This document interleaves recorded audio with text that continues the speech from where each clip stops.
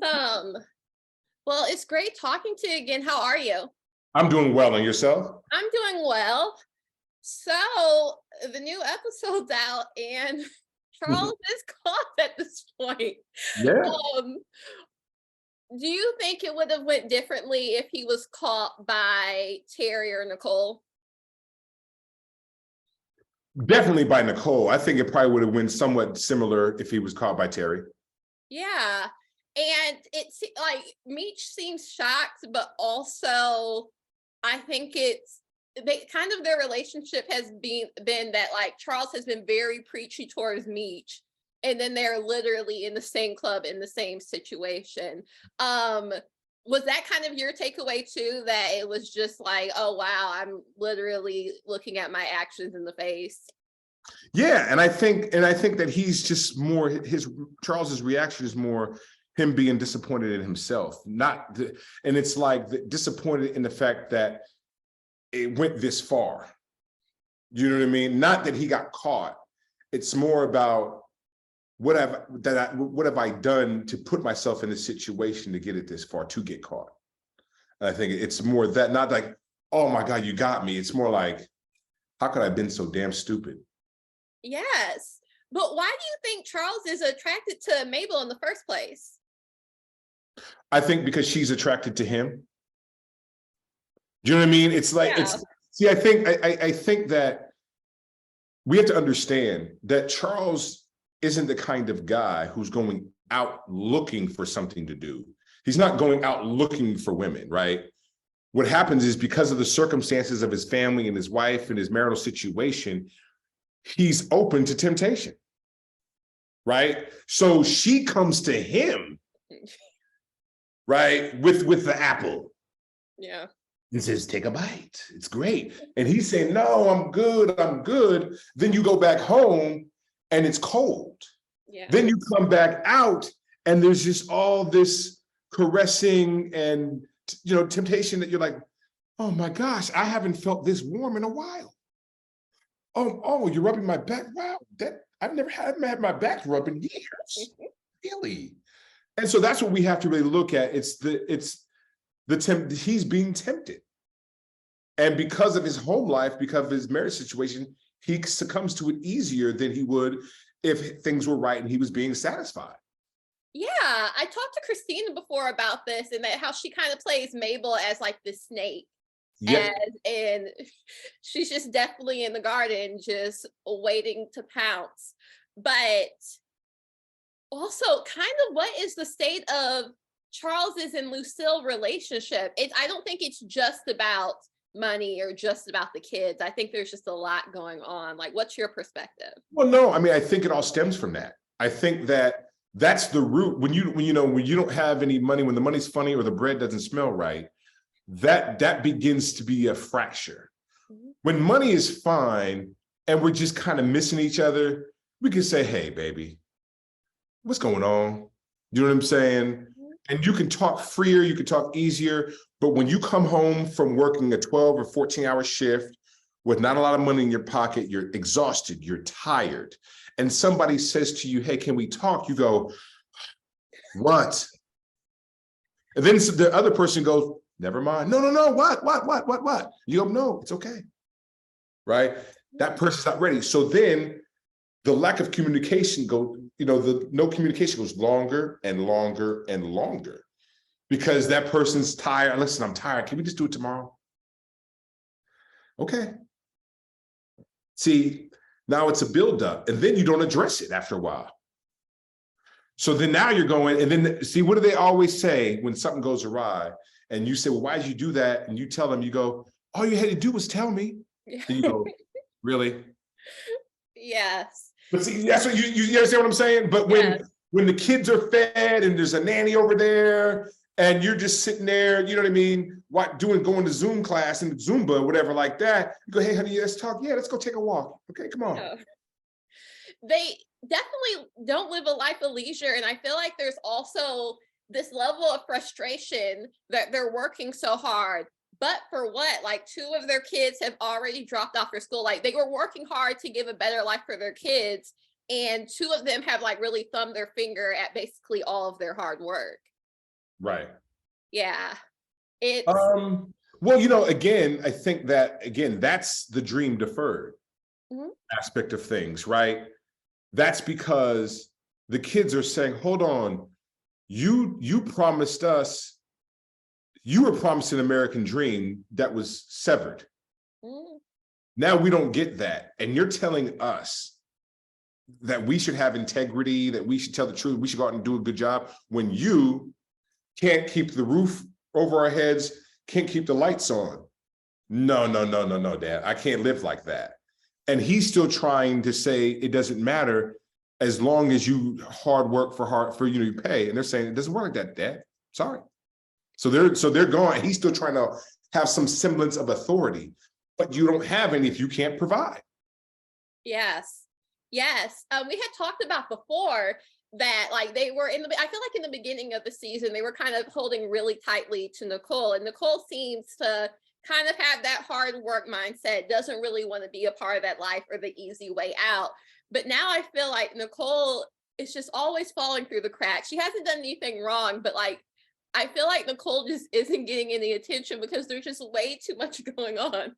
What are your thoughts on Nicole? No, but I think 100%. Again, I think that again, that third child gets missed, that younger child, her needs don't get met because now I think that because of what they had to do with Terry and Meech, I don't think they have the energy to parent anymore. Yeah.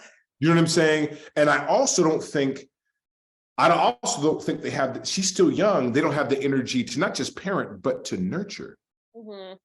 right? It's like she's still young where she needs to be caressed.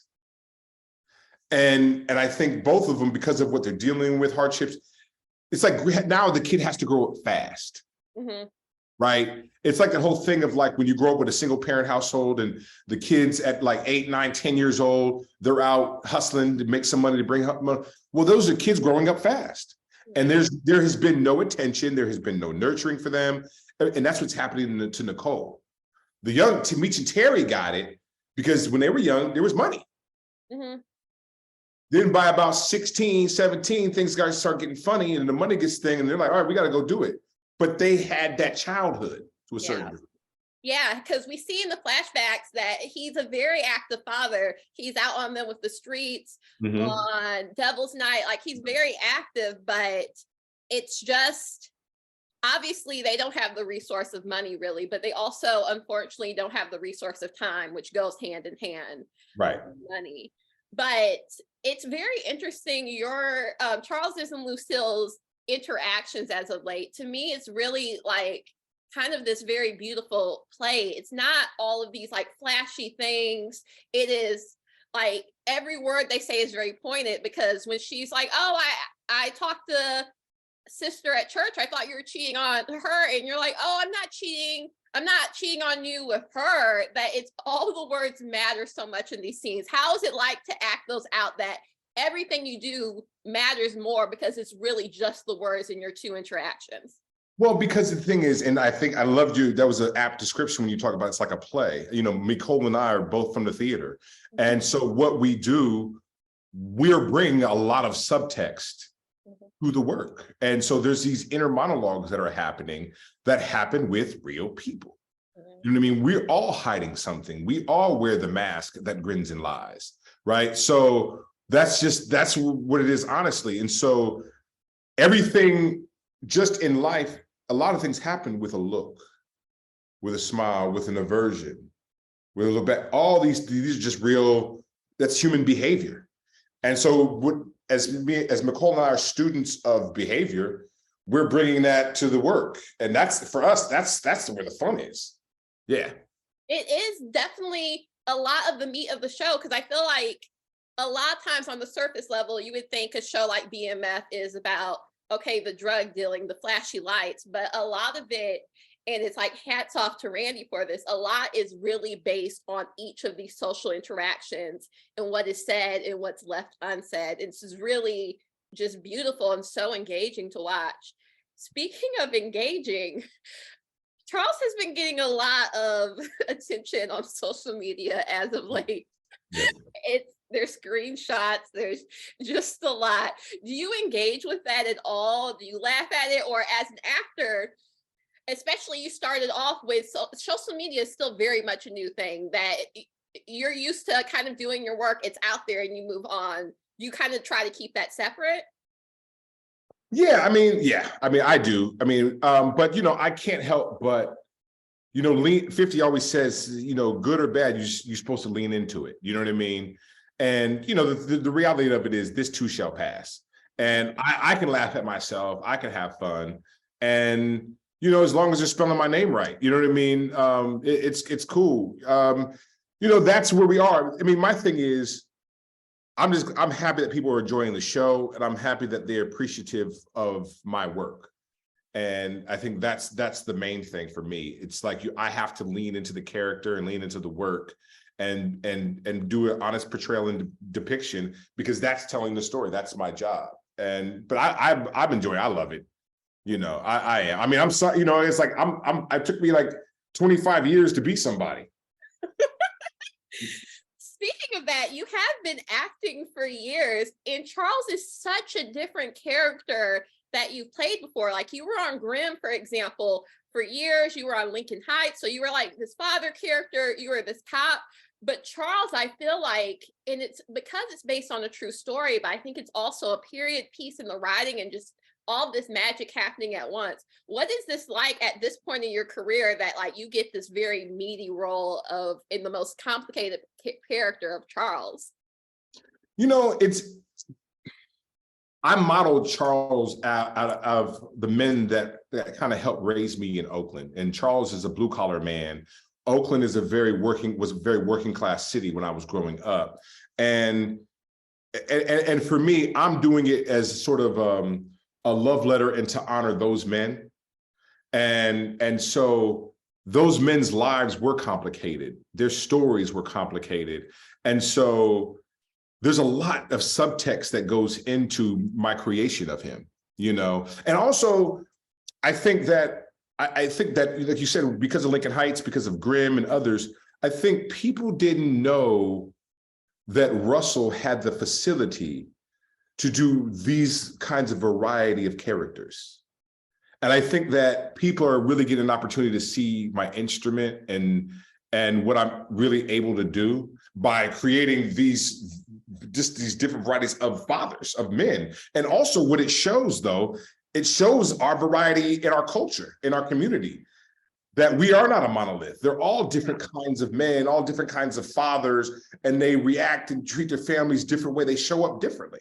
And I think that that's important.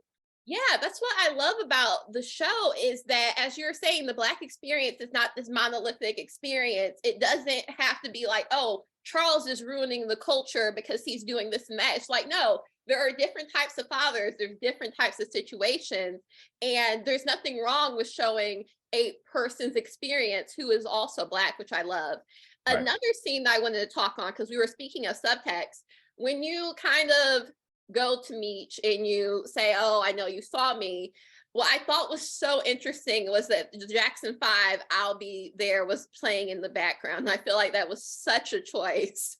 Music plays such a big part of that show. Was that definitely a choice and something that was kind of discussed that, oh, this is going to be played?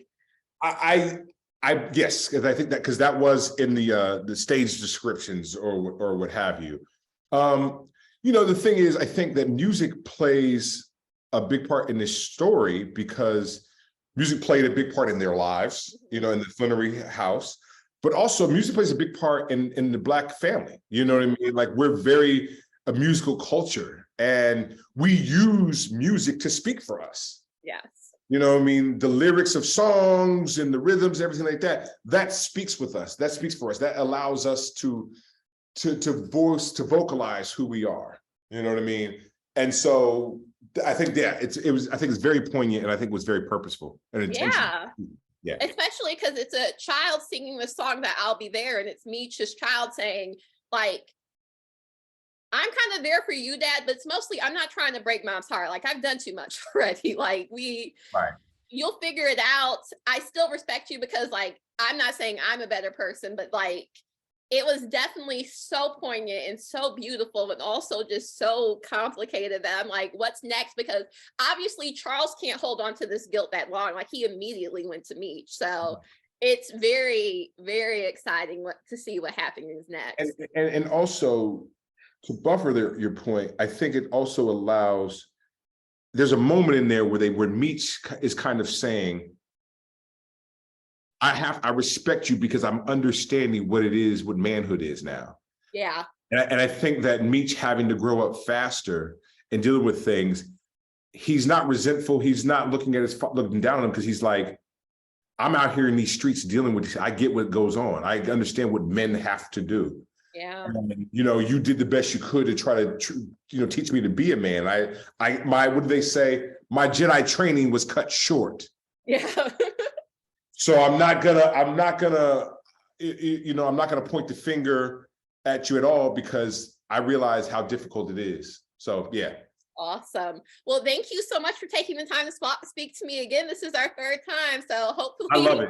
Thank you. Listen, I appreciate the in-depth questions. Thank you so much. Oh, you're welcome. Anytime. I hope to speak to you soon. Great luck on season 3 and your future projects, and we'll talk soon. Indeed. Thank you. Okay, awesome. Thank you. Bye.